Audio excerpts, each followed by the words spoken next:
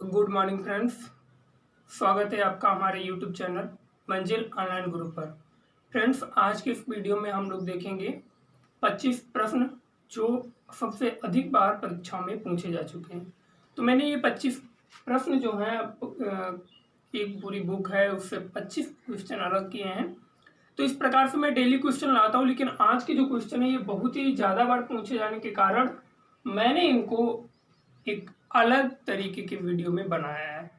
तो आज का जो वीडियो है ये बहुत ही इंपॉर्टेंट है। आज की वीडियो को मिस मत करना, कोई भी लोग पूरा वीडियो अंत तक देखना, जिससे कि 25 के 25 क्वेश्चन आपके क्लियर हो जाएं। शायद आने वाले एग्जामों में इनमें से एक भी अगर पूछा जाएगा तो भी आपका एक प्रश्न तो सही हो जाएगा, यानी कि एक नंबर आपका पक्का हो जाएगा। तो आज की वीडियो को शुरू करने से पहले अगर आप हमारे YouTube चैनल मंजिल ऑनलाइन गुरु पर नए हैं तो प्लीज चैनल को सब्सक्राइब करें और बेल आइकन को प्रेस करें, जिससे कि जो भी वीडियो इधर से अपलोड किया जाए वो सीधे आप तक पहुंचे और आप उसे देख सकें। तो आज की वीडियो में हम लोग पढ़ेंगे, ठीक है, 25 क्वेश्चन, और इन 25 क्वेश्चनों को बहुत ध्यान से देखना। एक एक क्वेश्चन हम आपको बताएंगे और इससे रिलेटेड फैक्ट्स भी हम आपको बताएंगे। तो चलिए शुरू करते हैं। आज का जो पहला प्रश्न है, कोणीय वेग की विमा होती है। तो कोणीय वेग की जो विमा होती है वो क्या होती है? तो कोणीय वेग की विमा होती है m0 l0 t-1, m0 l0 t-1 या t इनवर्स बोल सकते हैं उसे। चलिए प्रश्न 2 है, एक फेमटो बराबर कितना होता है? तो एक फेमटो बराबर कितना मीटर होता है? तो एक फेमटो बराबर होता है 10 की घात -15 मीटर। एक फेमटो बराबर कितना होता है? 10 की घात -15 मीटर। ठीक है, फेमटो जो है ये भी दूरी मापने की ही एक इकाई है, मात्रक है। ठीक है, चलिए प्रश्न नंबर 3, कांग्रेस की प्रथम महिला अध्यक्ष कौन थी? तो कांग्रेस की प्रथम महिला अध्यक्ष, कांग्रेस के प्रथम मुस्लिम अध्यक्ष, कांग्रेस के प्रथम सिख अध्यक्ष, कांग्रेस के प्रथम पारसी अध्यक्ष, इससे प्रश्न पूछा जाता है। तो यहाँ पर प्रश्न है कांग्रेस की प्रथम महिला सदस्य कौन थी? महिला अध्यक्ष, सॉरी सदस्य नहीं, अध्यक्ष। तो महिला अध्यक्ष कांग्रेस की कौन पहली थी?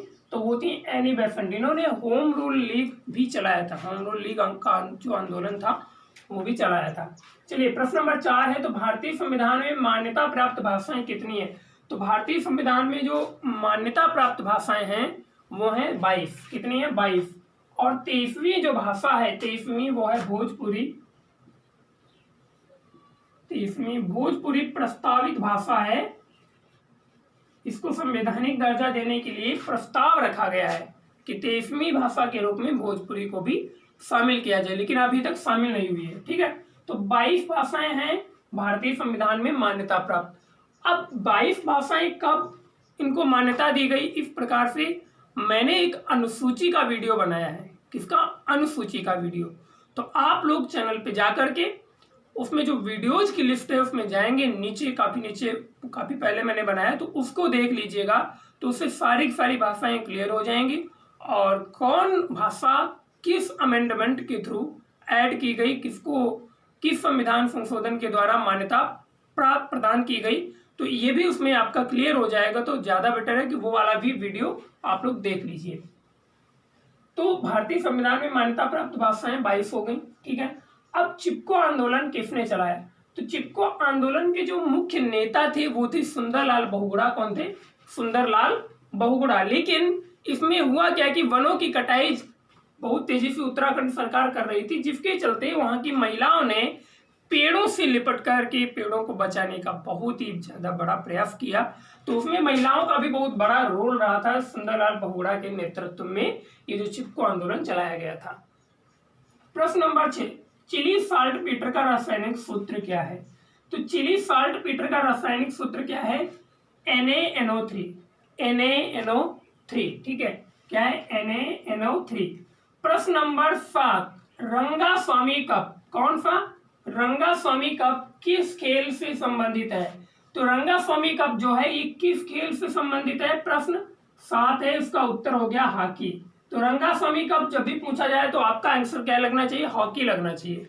कौन सा आंसर लगना चाहिए? हॉकी लगना चाहिए। ठीक, चलिए शब्द टाई ब्रेकर, शब्द का क्या है यहाँ पर? Tie breaker.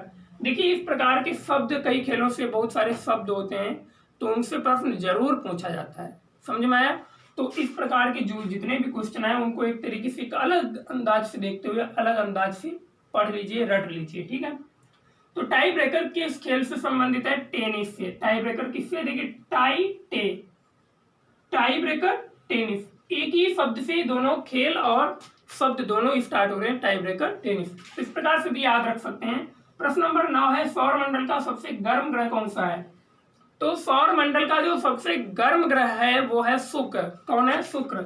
शुक्र पर 98% क्या पाई जाती है? CO2 गैस पाई जाती है। CO2 गैस 98% पाए जाने के कारण इसको प्रेशर कुकर की संज्ञा दी गई है। और शुक्र ग्रह को भोर का तारा, सांझ का तारा भी कहा जाता है। इसके साथ ही शुक्र को ही पृथ्वी की बहन भी कहा जाता है, क्योंकि इसका जो अक्षीय झुकाव और बहुत सारे इसका जो परिक्रमण है, घूर्णन है, इसको देखते हुए ये बिल्कुल पृथ्वी के समान है, ठीक है। लेकिन इसके ऊपर वायुमंडल नहीं है, 98% कार्बन डाइऑक्साइड गैस है, इसलिए इसको पृथ्वी की बहन की संज्ञा दी गई, लेकिन प्रेशर कुकर की भी संज्ञा दी गई और साथ ही सबसे गर्म ग्रह भी है।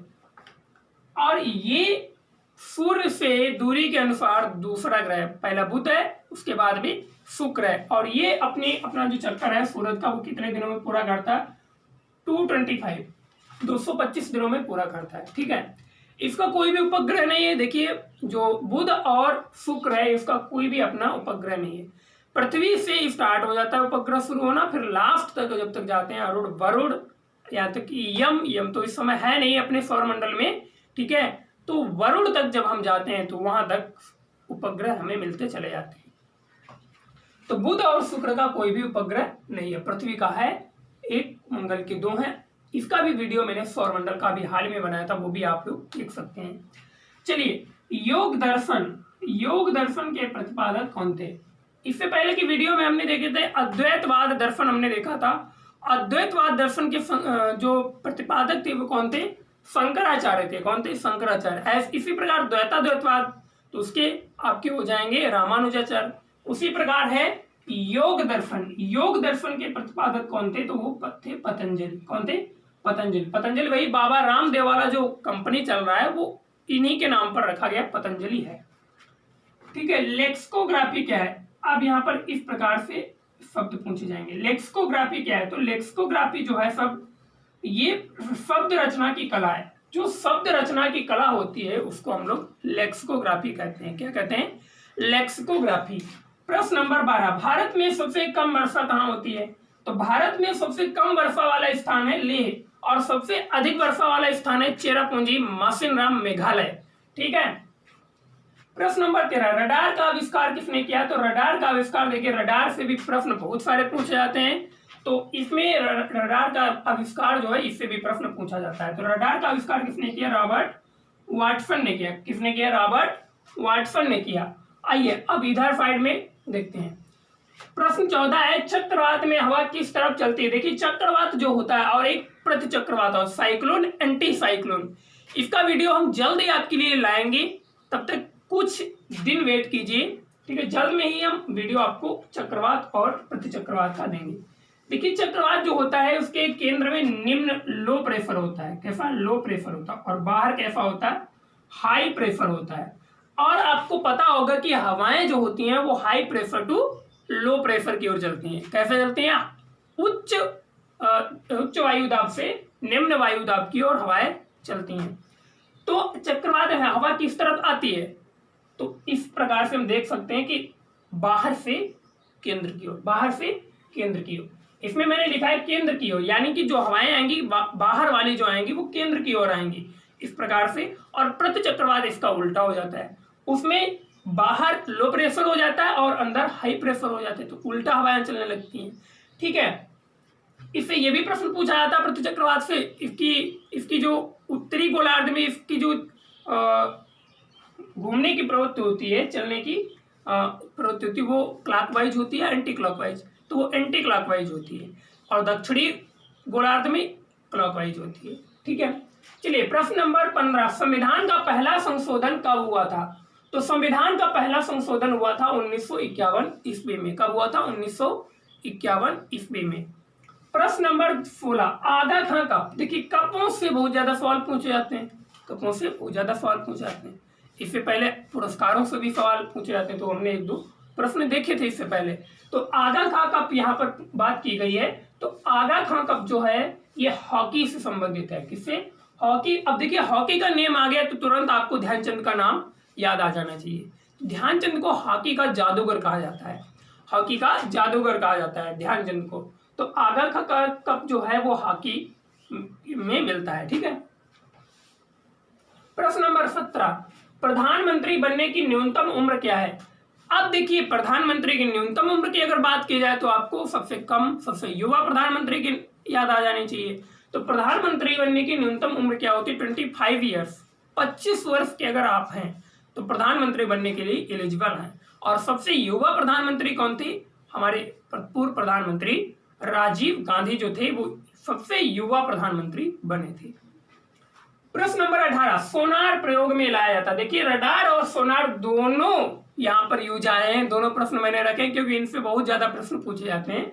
तो सोनार प्रयोग कौन करता है? तो ये नौचालक, नौ संचालक जो होते हैं समुद्र में, ठीक है, जहाज चालक, नौ संचालक, तो नौ संचालकों के द्वारा सोनार का प्रयोग किया जाता है। प्रश्न नंबर 19, वात्या भट्ठी का प्रयोग होता है। देखिए वात्या भट्ठी के विषय में आप लोगों ने 11th 12th में जरूर पढ़ा होगा। वैसे 9th 10th में पुराना जो सिलेबस था उसमें पाया जाता था, लेकिन अब इसे 11th 12th में कर दिया गया। तो आपने पढ़ा होगा केमिस्ट्री में वात्या भट्ठी, बहुत सारी भट्टियां हुआ करती थी। तो वात्या भट्ठी का जो प्रयोग होता है वो किसके लिए होता है? तो अपचयन के लिए वात्या भट्ठी का प्रयोग होता है। किसके लिए? अपचयन के लिए वात्या भट्ठी का प्रयोग किया जाता है। ठीक है। तो ये कहीं कहीं पर वात्य भट्ठी भी लिखा होता है, तो उससे कंफ्यूज नहीं होना है। वात्य भट्ठी या वात्या भट्ठी एक ही बात है। प्रश्न नंबर 20, बिजली के चमकने पर कौन सी गैस उत्पन्न होती है? जब बादल बनते हैं, बरसात होती है, उस समय आकाश में बिजली चमकती है। क्या होता है? जब बादल बनते हैं, बरसात होती है, उसके बाद उसी समय आकाश में बिजली चमकती है। तो बिजली चमकने के दौरान कौन सी गैस उत्पन्न होती है? तो कौन सी गैस उत्पन्न होती है? NO2। कौन सी? NO2। कौन सी गैस उत्पन्न होती है? NO2 गैस उत्पन्न होती है आकाश में बिजली चमकने पर। प्रश्न नंबर 21, विक्टोरिया द्वीप कहाँ अवस्थित है? तो विक्टोरिया द्वीप कहाँ अवस्थित है? तो विक्टोरिया द्वीप अवस्थित है आपका प्रशांत महासागर में, पैसिफिक ओशियन में। अब इस पे बात करें, विक्टोरिया द्वीप पर कनाडा का अधिकार है। किसका? कनाडा का अधिकार है। इसी प्रकार वैंकूवर द्वीप, बहुत सारे लॉन्ग द्वीप, ठीक है, पेम्बा, जंजीबार, ये अलग द्वीप में, और लॉन्ग द्वीप अलग है जिस पर न्यूयॉर्क शहर बसा हुआ। बहुत सारे द्वीप हैं, उनसे प्रश्न पूछे जाते हैं। न्यू फाउंडलैंड द्वीप, ठीक है, फंडी की खाड़ी के पास, ठीक है, तो वो भी आपका पैसिफिक ओशियन में स्थित है। चलिए हम लोग बात कर रहे थे विक्टोरिया द्वीप की, तो ये प्रशांत महासागर में स्थित है। केपी नहर जोड़ती है। अब जो केपी नहर है ये किसको किसको जोड़ती है? ये अपनी इंडिया की नहर है, दक्षिण भारत की, और ये किसको किसको जोड़ेगी? कर्नाटक को तमिलनाडु से जोड़ देती है। कर्नाटक और तमिलनाडु अलग ना होने पाए, इस कारण केपी नहर का निर्माण किया गया कि दोनों को जोड़े रहे आपस में। तो इस प्रकार से आप याद रख सकते हैं, केपी नहर जोड़ती है कर्नाटक और तमिलनाडु राज्य को। प्रश्न 23 है, नागार्जुन सागर प्रोजेक्ट जो है, यह नागार्जुन सागर परियोजना जो है वो किस नदी पर है? तो नागार्जुन सागर परियोजना जो है वो आपकी मिलेगी दक्षिण भारत की नदी है कृष्णा नदी। कौन सी? कृष्णा नदी पर आपको मिलेगी नागार्जुन सागर परियोजना। प्रश्न नंबर 24 है, वारांधता का दूसरा नाम। वारांधता का जो दूसरा नाम है वो क्या है? उसको कहते हैं डाल्टन प्रभाव को ही वारांधता कहते हैं। ठीक है, डाल्टन प्रभाव का ही दूसरा नाम है वारांधता, और वारांधता का ही दूसरा नाम है डाल्टन प्रभाव। प्रश्न नंबर 25 और आज का लास्ट प्रश्न है।